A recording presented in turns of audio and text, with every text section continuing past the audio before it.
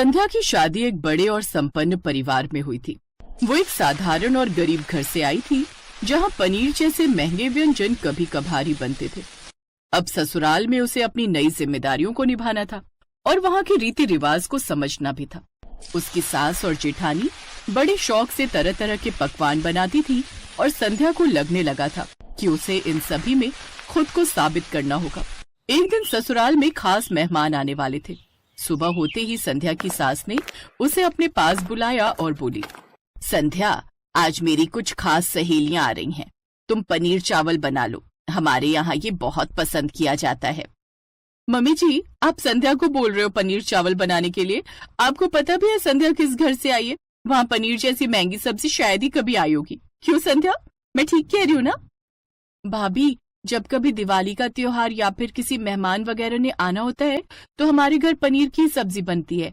शाही पनीर, मटर पनीर वगैरह हम बनाते हैं, ऐसी बात नहीं है। संध्या की बात सुनकर उसकी जेठानी मधु जोर से ठहाका लगाकर हंसती है। क्या कहा? तीज त्योहार और मेहमानों के आने पर पनीर बनता है? हमारे घर तो पनीर की सब्जी रोजाना ही बनती है।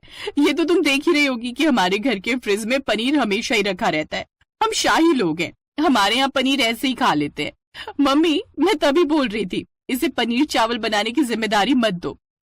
मधु, अगर मैं इसे आज अपने घर के स्टैंडर्ड के बारे में नहीं बताऊंगी तो फिर ये तो गरीबों वाली हरकतें हमेशा ही करती रहेगी। मैंने बोल दिया है, पनीर चावल अब संध्या ही बनाएगी। आखिर इसे भी तो पता चले, अमीर खानदान की बहू बनने के बाद वहाँ के स्टैंडर्ड का भी बनना पड़ता है। सास की बातें सुनकर संध्या थोड़ी उदास हो जाती है। उसकी क्या गलती थी अगर वो एक गरीब घर की लड़की थी? आशीष ने संध्या से लव मैरिज की थी क्योंकि वो संध्या को बहुत पसंद करता था। संध्या, तुम टेंशन मत लो, मैं तुम्हारा साथ दूंगा। तुम बहुत बढ़िया पनीर चावल बनाओगी, मुझे तुम पर पूरा विश्वास है। मम्मी जी, देखा, आशीष संध्या की हेल्प करने वाला है पनीर चावल बनाने में। कल तक तो ये एक गिलास पानी भी खुद से लेकर नहीं पीता था और आज देखो किचन में संध्या की हेल्प करने के लिए बोल रहा है। पनीर चावल बनाने में संध्या की कोई हेल्प नहीं करेगा। आशीष, तुम जाकर अपना काम करो। और हाँ, रामू, शांति, तुम दोनों भी संध्या की कोई मदद नहीं करोगे। तुम दोनों आज जाकर के बगीचे की साफ सफाई का काम देखो। रसोई की सारी जिम्मेदारी संध्या के ऊपर रहेगी। संध्या 8 बजे तक मेहमान आ जाएंगे, तब तक पनीर चावल बन जाने चाहिए, ठीक है? जी, मैं कोशिश करूंगी कि मैं अच्छा कर पाऊं। संध्या को लगा था शादी के बाद उसकी लाइफ में बहुत कुछ अच्छा होने वाला है, पर ऐसा कुछ भी नहीं था। संध्या के साथ तो उसकी सास और जेठानी बिल्कुल पराया व्यवहार कर रही थी, पर संध्या ने हिम्मत नहीं हारी। उसने खुद से वादा किया था कि वो अपना बेस्ट देगी। संध्या ने मन ही मन खुद को संभाला और तय किया कि वो इस परीक्षा को सफलतापूर्वक पार करेगी। वो किचन में गई और पनीर चावल बनाने की तैयारी शुरू की। उसने चावल धोकर भिगो दिए और पनीर के टुकड़े काटने लगी। तभी जेठानी मधु ने आकर देखा कि संध्या पनीर फ्राई कर रही है। मधु को लगने लगा था कि संध्या पनीर चावल जरूर बना लेगी, इसलिए उसके मन में संध्या के लिए जलन पैदा हो गई। वो नहीं चाहती थी कि संध्या इतनी आसानी से अपनी जगह इस घर में बना ले। मुझे कुछ न कुछ तो गड़बड़ करनी ही पड़ेगी ताकि संध्या की नाकामयाबी सबके सामने आए। संध्या, तुम्हें मम्मी बुला रही हैं, जरा देखो तो। जी भाभी, मैं अभी जाती हूँ। संध्या के रसोई से जाते ही मौका देखकर मधु ने पनीर में ढेर सारा नमक डाल दिया और चुपचाप बाहर चली गई।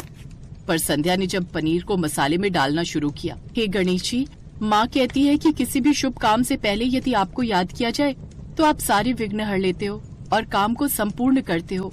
इसलिए मैं आपको याद करके पनीर चावल बना रही हूँ। मुझे आशीर्वाद देना कि सब कुछ अच्छे से हो, पनीर चावल स्वादिष्ट बन जाए, कोई भी गड़बड़ ना हो गणपति जी। ये तो सत्य है, कभी भी किसी मंगल कार्य की शुरुआत से पहले प्रथम पूजनीय भगवान गणेश जी की आराधना कर ली जाए तो फिर विघ्नहर्ता गणेश जी हमारे सारे विघ्न हर लेते हैं और कार्य को सिद्ध करते हैं। मसाले डालते समय संध्या ने सोचा क्यों ना थोड़ा पनीर को टेस्ट कर लिया जाए, पर उसने जैसे ही पनीर का एक टुकड़ा चख कर देखा तो वो घबरा गई। हे भगवान, पनीर में नमक कैसे तेज हो गया? मैंने तो सिर्फ मसाले में ही पनीर डाला है, फिर नमक पनीर में कैसे पहुंच गया? मैं ऐसी गलती नहीं कर सकती।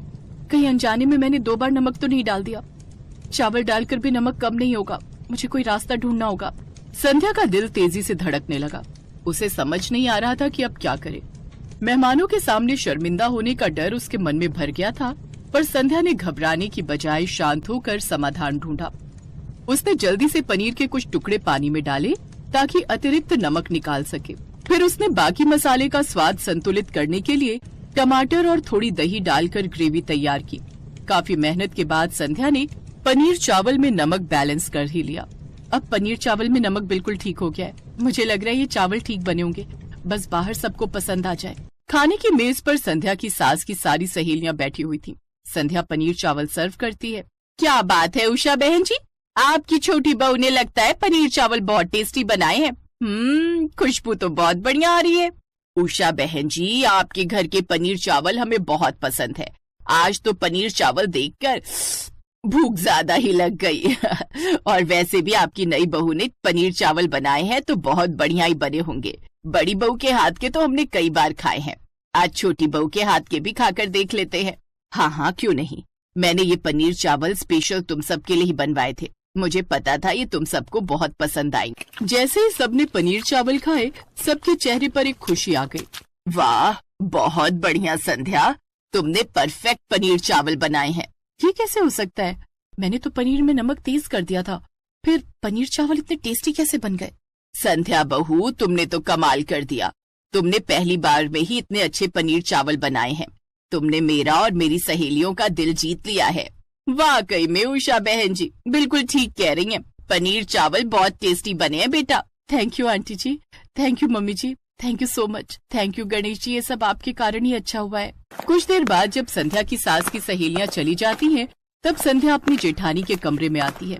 भाभी, मुझे पता है आपने जानबूझकर मुझे रसोई से बाहर भेजा था। मम्मी जी ने मुझे नहीं बुलाया था।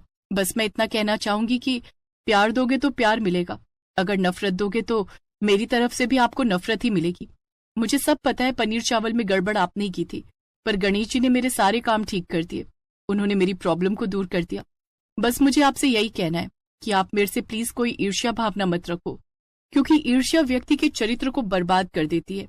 और आप मेरी जेठानी हो, इस घर की बड़ी बहू हो, इसलिए आपको समझाना मेरा फर्ज है। संध्या अपने दिल की बात कहकर मधु के कमरे से बाहर आ जाती है। घर में सब लोग संध्या के हाथों के पनीर चावल की बहुत प्रशंसा करते हैं। कहीं न कहीं मधु बहुत शर्मिंदा थी कि उसने संध्या के साथ गलत किया था, जिससे उन दोनों देवरानी जेठानी के रिश्ते में कहीं न कहीं थोड़ी सी दूरी आ गई थी। इसलिए मधु ने समय के साथ इस दूरी को मिटाना ही ठीक समझा। संध्या की सास ने भी उसे अब गरीबी के नाम पर ताने देना बंद कर दिया, क्योंकि वो जानती थी कि संध्या बहुत अच्छी बहू है।